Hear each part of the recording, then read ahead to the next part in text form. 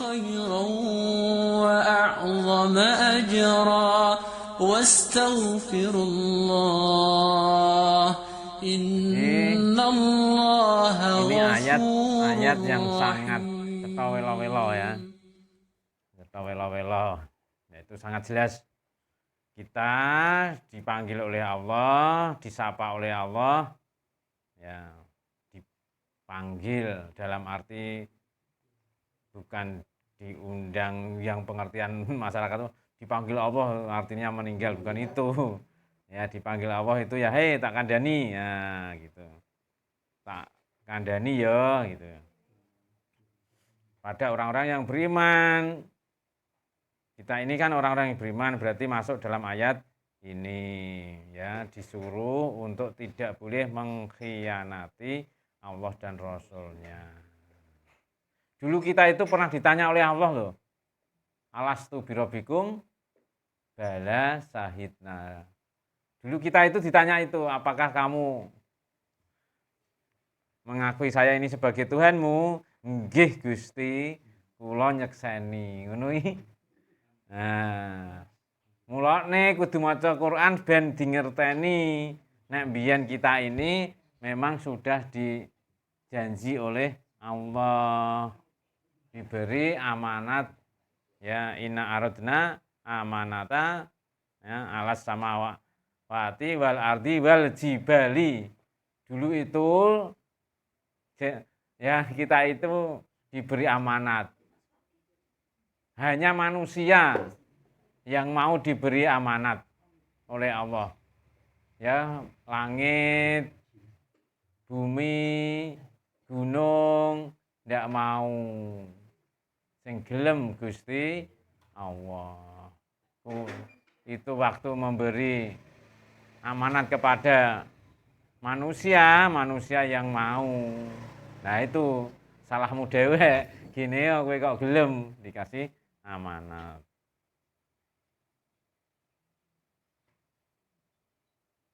Ya itu. Nah, dulu kita juga ditanya alastu birabbikum.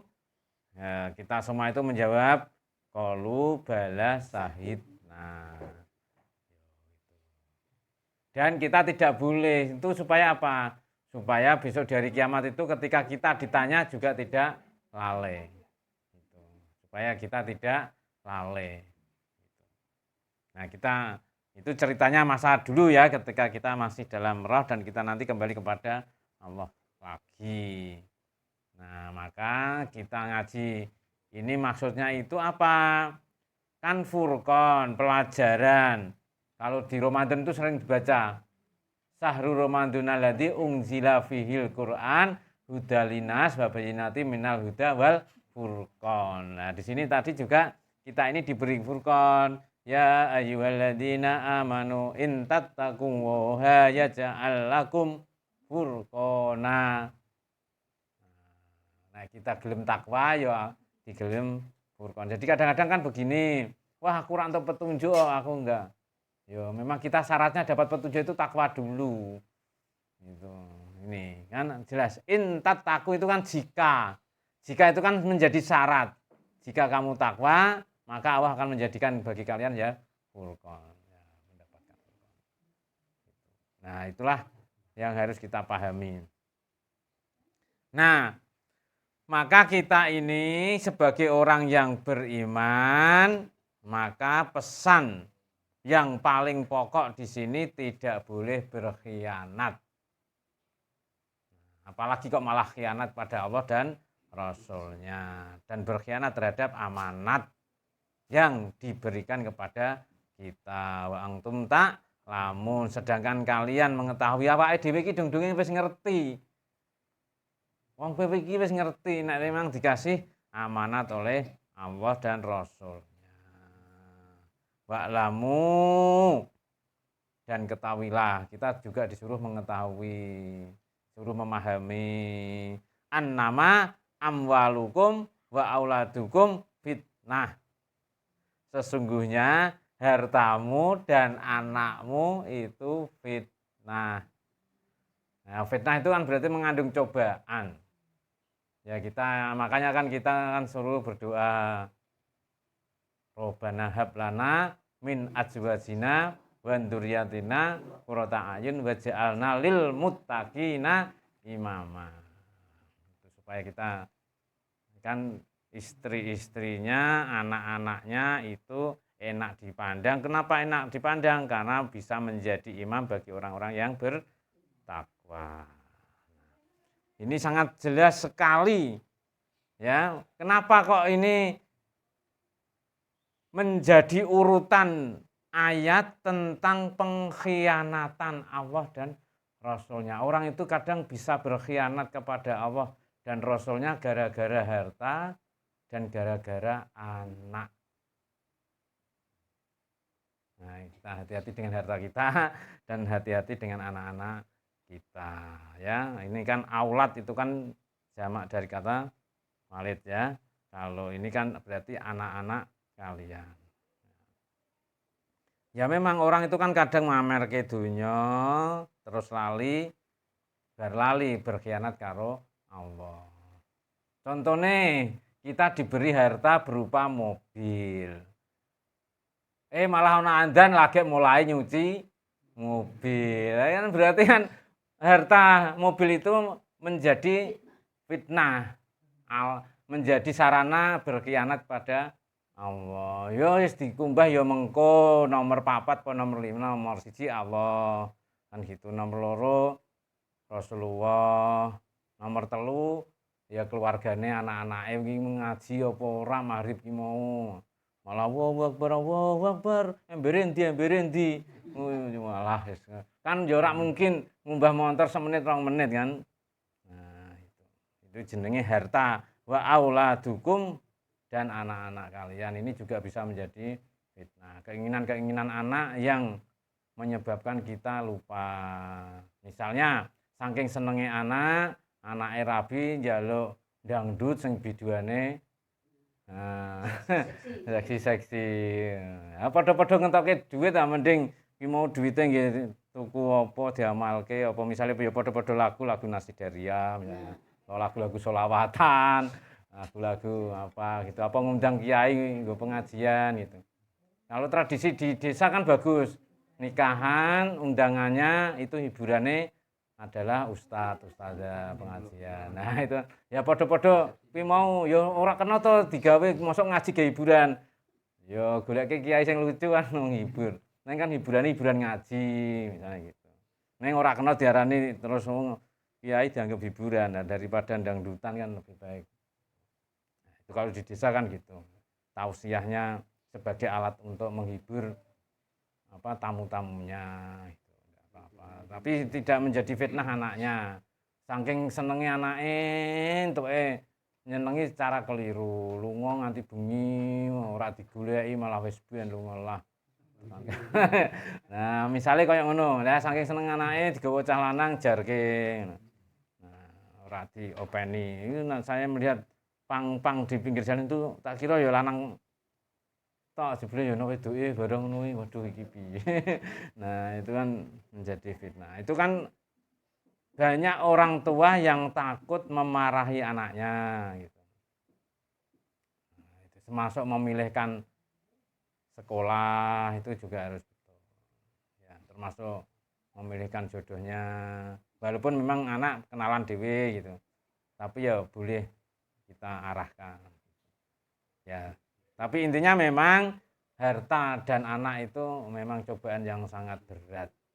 Orang dicoba dengan kelebihan harta bisa tidak beriman, orang dicoba dengan kekurangan harta juga bisa tidak beriman. Sama-sama keduanya memiliki resiko gitu ya. Ada anak itu kan ada cerita-cerita yang menarik itu. Ada orang tua dikabari, anak jenengan motor hilang. Kan anak dan harta kan itu. Orang tua yang bijaksana malah jawabnya alhamdulillah motor hilang. Lho pripun to motor hilang kok alhamdulillah wis ben ra kebut-kebutan. Nah, itu artinya mergo bapak wis duwekel anake itu njaluk tukono motor sing Satria malah nggih kebut-kebutan gitu. Kanggo melu geng motor gitu. Nah, maka ya nek wis ngerti ngono ya motor hilang malah alhamdulillah. wis ra usah tukokne meneh udah fit wae sing ra iso banter. Nah, itu kan anak sekaligus, dan ini banyak sekali ya, anak dan harta itu menjadi fitnah. Jadi karena kekayaan yang sangat besar malah justru gitu, anak narkoba misalnya. Karena sangune terlalu oke. Coba nek disangoni kan malah ra iso tuku narkoba. Gitu. Saya ya pernah didatangi temen, Pak aku mau diutangi piro, tak kira ya gur 1 juta 2 juta. Utang kok langsung 40 juta. Duit apa kuwi? Lah, tak kira ya kanggo mantu apa kanggo apa ngono ra masalah. Lah tak dedes ora ngaku, ternyata nggawa masalah anake ditangkap polisi untuk supaya nebus. Lah malah dosa loro aku nulungi bocah nakal ijeng ngasih suap pada polisi ya gitu. Nah, karena oknum-oknum kan mau mengubah berita acara kan bayar gitu. Ya itu oknum ya, tidak institusi gitu. Nah, termasuk ya gitu, saya datangi orang lagi omahe arep tak dol gitu. Waduh piye? Itu ternyata ya anak juga yang dicekel polisi juga karena sesuatu hal yang membuat dia harus ditahan dan harus dikeluarkan. Itu kan orang tua terlalu sayang kepada anak gitu. Tapi ya mungkin ya ora tegel anake ditutuki. Tapi nek orang tua tegel ya wis ben engko dadi pelajarane gitu. Ben kapok ngono ya. Nah, itu mungkin bisa saja memang kapoknya melalui ditahan gitu. Banyak orang yang dari sana. Nah, ya itu namanya fitnah. Kita ya harus kita perhatikan. Kita harus hati-hati ya, kita berdoa. Wa annallaha indahu ajrun azim. Sesungguhnya Allah itu di sisinya adalah pahala yang sangat besar. Nah, itulah makanya kita ini harus yakin memang semuanya ada cobaannya gitu ya. Dan kita itu memang harus kembali kepada Allah itu begini. Ya setiap orang mesti ada cobaannya. Gitu. Dan itu kan mesti kaitannya dengan harta dan anak. Anak urung patek iso nyetir, kayak tanggung jawab nyetir, nabrak. Nah, itu kan memang kita tidak tetek hati kita ya wah terus bingung anaknya dimarah-marahi itu ada yang anak sampai terlalu berat, hukumannya juga tidak baik ya, anak menjadi tidak patuh sama orang tua, gur mobil dilecetke we diamuk wis ora bakal mulih aku wis nesu malah rusak di jalan. Nah, itu memang itulah kita harus pandai-pandai mendidik anak. Kalau mobil lecet paling 10 juta misalnya. Spionnya ambrol, lampunya amoh, lawange kocar-kacir misalnya gitu. Ya udahlah dimaafkan, wong harta itu ya memang itu namanya fitnah ya. Tapi ya anak harus diselamatkan, harus tetap dibombong, harus tetap suruh hati-hati. Karena itu kan bukan karena kebut-kebutan. Nah, gitu. Nah, kadang-kadang kebalik, sing karena kebut-kebutan malah dimanja-manja, sing iki mau ora sengaja malah anaknya dipupoh karena cintanya kepada hartanya gantian gitu. Nah, ini yang memang sangat sulit.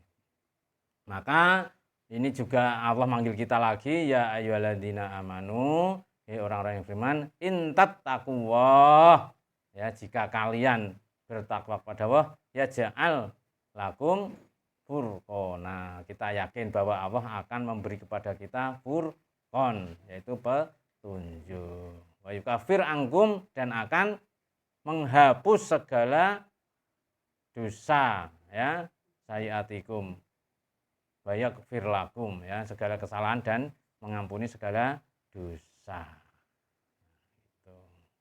Dan Allah akan mengampuni segala dosa. Wa dzul fadlil azim. Allah itu karunia-Nya sangat besar. Gitu, ya. Gitu. Jadi pesan kita ada hal yang kita pahami bersama bahwa kita itu sebenarnya wis ngerti nek dikasih amanat oleh Allah dan Rasulnya, maka kita tidak boleh mengkhianati itu. Dan kita jaga harta kita, jaga anak kita.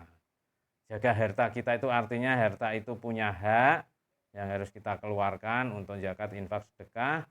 Ya, jaga anak itu juga pendidikannya supaya tidak menjadi fitnah. Itu saja, mudah-mudahan kita menjadi orang-orang yang bisa menjaga amanah yang diberikan Allah kepada kita. A'udzubillahi minasyaitonirrajim. Bismillahirrahmanirrahim.